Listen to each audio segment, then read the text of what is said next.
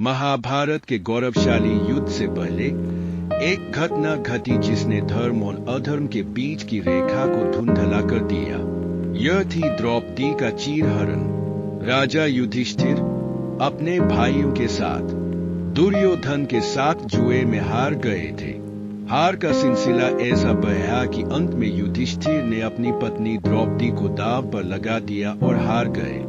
यह सुनकर सभा में उपस्थित सभी स्तब्ध रह गए।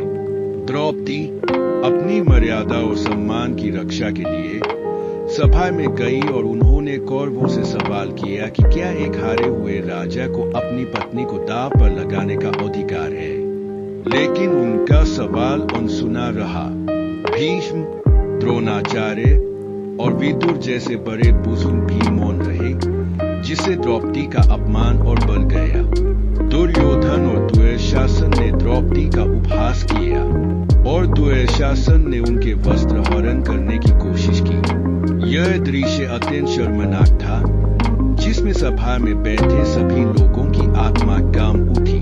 पांडव शस्त्र रहित और लाचार कुछ नहीं कर पाए, लेकिन द्रौपदी की भक्ति और उनका आत्मविश्वास अटूट था। उन्होंने भगवान श्री कृष्ण को याद किया और चमत्कार हुआ।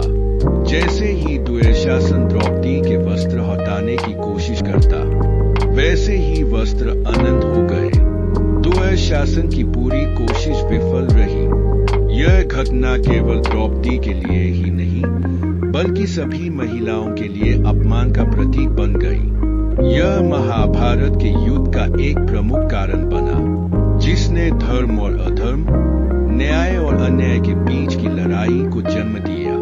द्रौपदी के चीरहरण ने न केवल उनके सम्मान को ठेस पहुंचाई, बल्कि समाज में महिलाओं के प्रति सम्मान की कमी को भी उजागर किया।